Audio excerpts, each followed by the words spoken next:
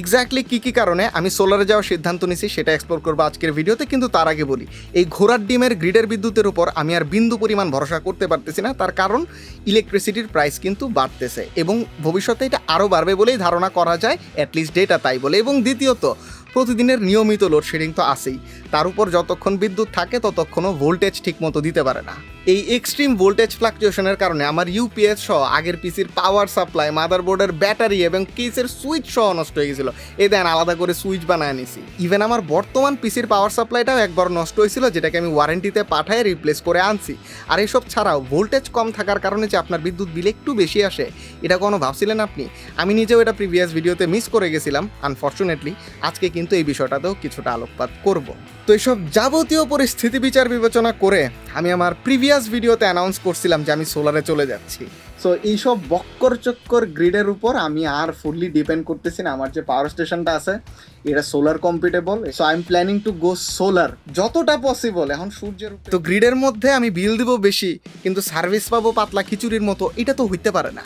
And guess what, আমি আসলেই সোলারে যাচ্ছি ঠিক যেমনটা অ্যানাউন্স করছিলাম। কিন্তু ভাই, সোলার তো বাংলাদেশের কনটেক্সটে অনেক এক্সপেন্সিভ।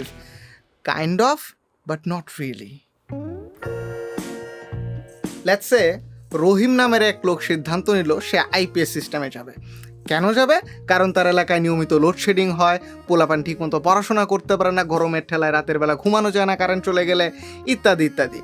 তো সে নিরবচ্ছিন্ন বিদ্যুৎ পাওয়ার জন্য আইপিএস সিস্টেমে যাওয়ার একটা সিদ্ধান্ত নিল। তো সে তার ছোট্ট বাসার জন্য লাইট, ফ্যান, টিভি, এসেনশিয়াল জিনিসপত্রগুলো খালি চলবে, ওগুলোর জন্য 8 থেকে 900 ওয়াট ক্যাপাসিটির একটা ইনভার্টার নিল 16,000 টাকায়। But that is not enough, এর সাথে ব্যাটারিও তো লাগবে। তো রহিম যেহেতু বুদ্ধিমান লোক, সে পুরাতন মান্ধাতার আমলের পানির ব্যাটারিগুলা নিল না, কোজ ওগুলাতে পানি ঢুকানো লাগে, মেনটেন করা লাগে, লং টার্মে সার্ভিস দেয় না, লাইফ সাইকেল অনেক কম, হাবিজাবি ঝামেলা। দ্যাটস ওয়াই সে ডাবল টাকা খরচ করে নতুন টেকনোলজির লিথিয়াম আয়রন ফসফেট ব্যাটারি নিল, যেটা ইলেকট্রিক ভেহিকেল বলেন কিংবা বাসাবাড়ি পাওয়ার করার জন্য বলেন, বর্তমানে এটা গোল্ড স্ট্যান্ডার্ড। তো এই ব্যাটারির জন্য রহিমের খরচ পড়লো 27,500 টাকা এবং সেট আপ বাবদ আরও আনুষঙ্গিক খরচ পড়লো 3,000 টাকা। মোট 46,500 টাকার বেশি খরচ পড়লো জাস্ট নিরবচ্ছিন্ন বিদ্যুৎ পাওয়ার জন্য। কিন্তু রহিমের যে একজন ভাই আছে করিম, সে রহিমের থেকে আরেকটু চালাক লোক, ডেটা ড্রিভেন লোক। সে হইতেছে তথ্য উপাত্ত একটু অ্যানালাইজ করে দেখলো। নাইস। বাংলাদেশ পাওয়ার ডেভেলপমেন্ট বোর্ডের সর্বশেষ তথ্য অনুযায়ী সবচেয়ে বেশি পাওয়ার জেনারেট হয় গ্যাস থেকে, দ্বিতীয় সর্বোচ্চ আসে কয়লা থেকে, তৃতীয় সর্বোচ্চ আসে এইচএফও বা হেভি ফিউল অয়েল থেকে। অর্থাৎ গ্যাস, কয়লা এবং তেল, কেবল এই 3টা জীবাশ্ম জ্বালানি থেকেই কিন্তু প্রায় 90%-এর মতো বৈদ্যুতিক পাওয়ার জেনারেট হয় বাংলাদেশে। কারণ প্রথমত হইতেছে এই 3টা থেকেই কার্বন ডাইঅক্সাইড নির্গত হয়, যেটা এনভায়রনমেন্টের জন্য এক প্রকারের জমদূত বলা যায়। এবং দ্বিতীয়ত, টোটাল এনার্জির কত পার্সেন্ট আমদানিকৃত জ্বালানি থেকে আসে সেটাও করিম একটু কনসিডার করলো। Institute for energy economics and financial অ্যানালাইসিসের তথ্য মতে 2020-21 অর্থ বছরে উৎপাদনকৃত 80,423 গিগাওয়াট আওয়ার এনার্জির অর্ধেক আসে আমদানিকৃত জ্বালানি থেকে। But couple of years down the line 2024-25 অর্থ বছরে এনার্জি জেনারেশন যখন 1 লক্ষ গিগাওয়াট আওয়ার ক্রস করলো, তখন আমদানিকৃত জ্বালানির পরিমাণ 50.1% থেকে বেড়ে দাঁড়ালো 65.1%। সুতরাং চাহিদা এবং উৎপাদন বৃদ্ধির সাথে সাথে আমাদের আমদানিকৃত জ্বালানির পরিমাণ যে বাড়ছে, এটা ঝলমলে দিনের মতো পরিষ্কার, এখানে আর্গুমেন্ট করার কোনোই চান্স নাই। সো আমরা যদি ইন ফিউচার এই আমদানি নির্ভরতা কমাইতে না পারি আস্তে আস্তে, তাইলে ইলেকট্রিসিটির প্রাইস যে কোন দিকে যাবে এইটা কিন্তু করিমের বোঝার আর বাকি রইল না। তো এই সব কিছু অ্যানালাইজ করার পর করিম যেটা করলো, সে আর কয়েক হাজার টাকা বাড়ায় 19,500 টাকায় একটা সোলার ইনভার্টার নিল এবং এক্স্যাক্ট সেম ব্যাটারিটাই নিল 27,500 টাকায়। এবং তার সেটআপের সাথে কম্পিটেবল 3টা সোলার প্যানেল নিল 6,000 টাকা করে 18,000 টাকায়। এবং সব কিছু সেট আপ করতে আনুষঙ্গিক খরচ আরও 6,000 টাকা আমরা ধরলাম। সব মিলায় করিমের খরচ পড়লো 71,000 টাকা, মানে প্রায় 24,500 টাকার মতো বেশি খরচ পড়লো করিমের সোলার সেট আপে যাইতে। এখন এই জায়গায় ডিফারেন্সটা কি হইল? নিরবচ্ছিন্ন বিদ্যুৎ দুইজনের বাসাতেই আছে, কিন্তু ডিফারেন্সটা হচ্ছে রহিম কারেন্ট বিল পুরাটাই দেয় আগের মতো, আর করিম কারেন্ট বিল 40-50% দেয়। আর এক্স্যাক্টলি এই জিনিসটাই মানুষ বুঝতে চায় না। আপনি সোলারে না গেলেও কেবল লোডশেডিং থেকে বাঁচার জন্য বা নিরবচ্ছিন্ন বিদ্যুৎ পাওয়ার জন্য যদি আইপিএস সিস্টেমে যান, আপনার ব্যাটারি প্লাস ইনভার্টার মিলে তো একটা বেসলাইন কস্ট অলরেডি আছে। ওই বেসলাইন কস্টের পর আর কিছু টাকা যোগ করলেই কিন্তু সোলারে যাওয়া পসিবল হয়।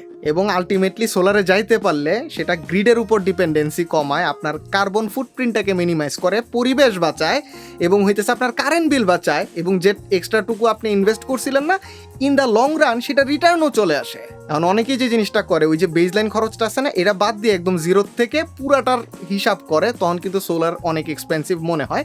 বাট দেন এগেন কিছু মানুষের কাছে ওই বেজলাইন থেকে হিসাব করলেও একটু অ্যাফোর্ডেবিলিটির বাইরেই পড়ে যায়, কারণ যেহেতু আমরা নিম্ন আয়ের দেশ, কিছু মানুষের আসলেই রেঞ্জের বাইরে, এটা মানতে হবে। এখন পর্যন্ত অনেকেই অ্যাফোর্ড করতে পারে না, এটা ট্রু, ইভেন আমি নিজেও দেখছি অনেককে।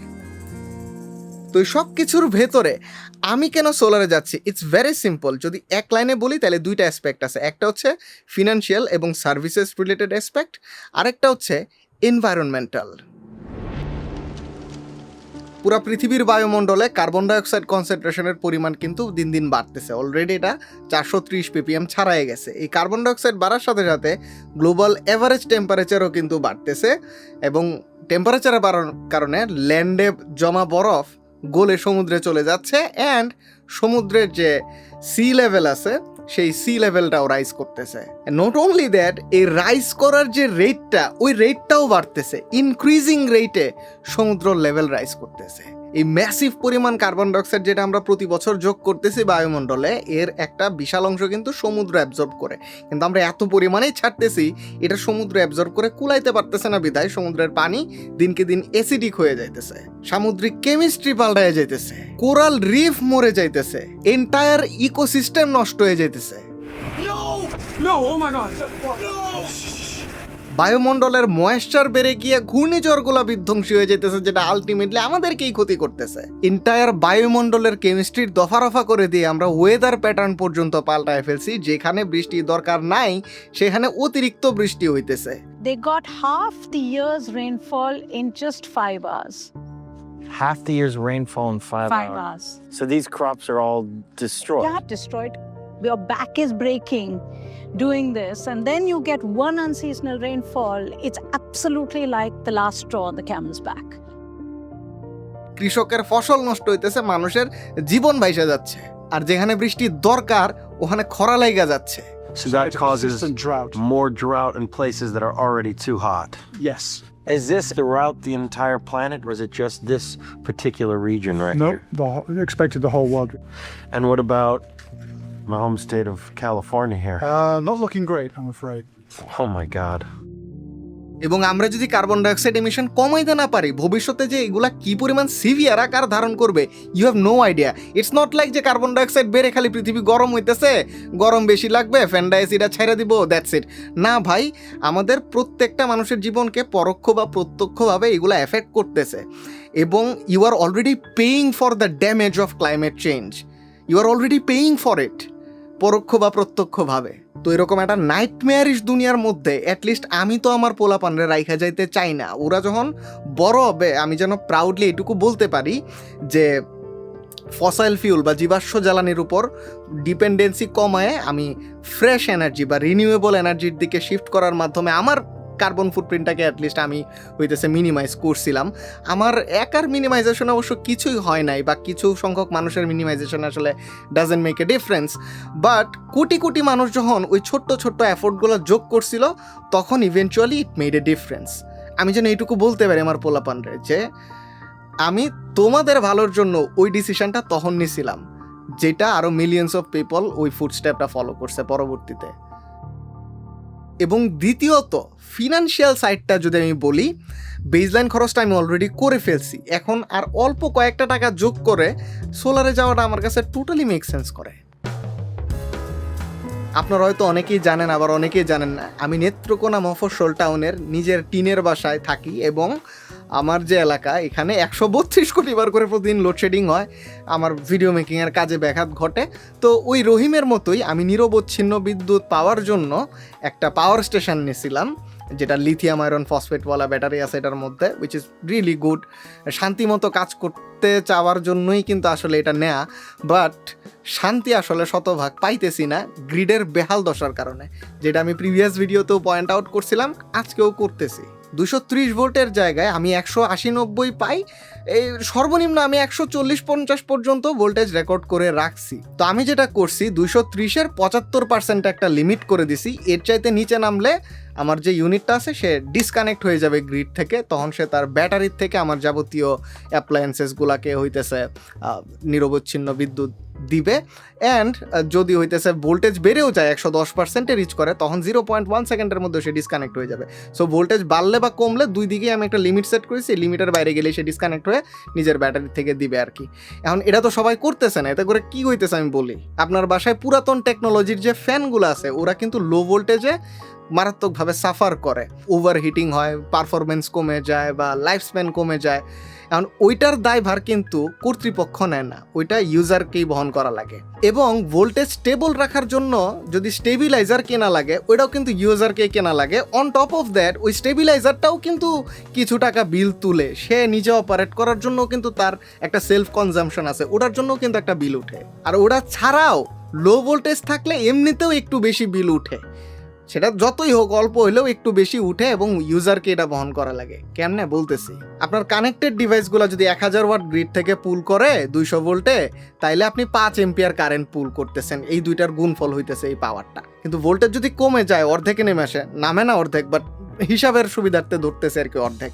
তো ভোল্টেজ যদি 100 হয় তখন কিন্তু 1000 ওয়াট পাওয়ার সাপ্লাই করার জন্য 10 এম্পিয়ার কারেন্ট টানা লাগবে। তো এই কারেন্ট ড্রটা যখন বাড়ে তার বর্গের সমানুপাতে পাওয়ার লসটা বেড়ে যায়। আপনার তারের রেজিস্ট্যান্স যদি হয় লেটস সে 1 ওহম, তাহলে এখানে হবে 25 ওয়াট লস আর এখানে হবে 100 ওয়াট লস। তো ভোল্টেজ যখন কমে তখন কারেন্ট ড্র বেড়ে যায়, আর ওই কারেন্ট ড্র বাড়ার সাথে সাথে কিন্তু পাওয়ার লসটাও বেড়ে যায় এবং ওই লসটা গ্রাহককেই কিন্তু বহন করা লাগে, ওইটার দায়ভার কর্তৃপক্ষ নেয় না। তো এই লো ভোল্টেজের কারণে আমি ভোক্তা অধিকারে কমপ্লেন করছি, এটার কোনো সমাধান নাই। দ্বিতীয়ত পিডিবিতে কমপ্লেন করছি, তারাও এটার সমাধান আসলে করতে পারবে না।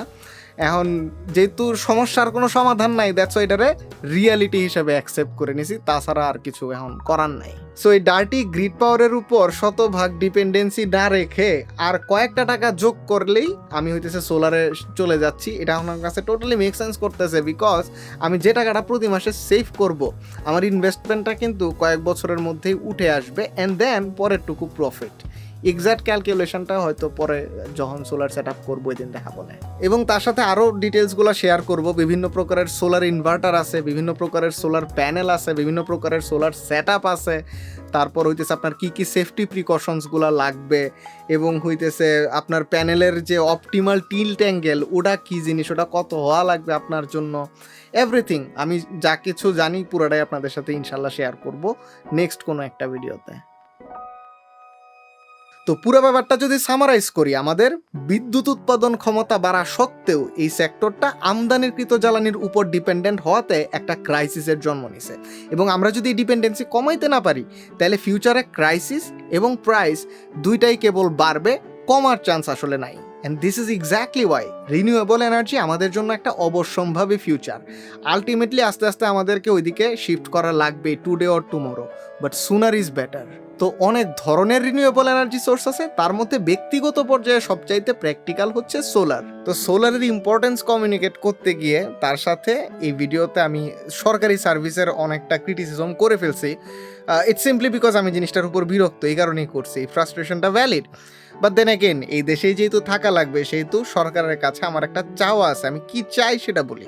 আগামী 10 বছরের যে এনার্জি প্ল্যান নিয়ে আসতেছে সরকার, সেটাতে যেন এই সোলার সেক্টরটাকে সাবসিডাইজ করার মাধ্যমে সোলারে শিফট করাটা আরও বেশি সাশ্রয়ী করা হয়, এবং জিরো ইন্টারেস্টের লোন কিংবা কিস্তি দেওয়ার মাধ্যমে সোলারে শিফট করাটা মানুষের জন্য আরেকটু সহজ করা হয়। এক কথায় সহজ এবং সাশ্রয়ী করার জন্য যা যা পদক্ষেপ নেওয়ার দরকার, এই প্রত্যেকটা জিনিস যেন এই নতুন এনার্জি প্ল্যানে থাকে। That's what I want. সোলারে শিফট করাটা যেন মানুষ স্বাচ্ছন্দ্য নিয়ে করতে পারে, এটা যেন মানুষের লাস্ট অপশন না হয়, এটা যেন ফার্স্ট অপশন হয়। আমি সবার জন্যই আসলে রিনিউয়েবল এনার্জি চাই।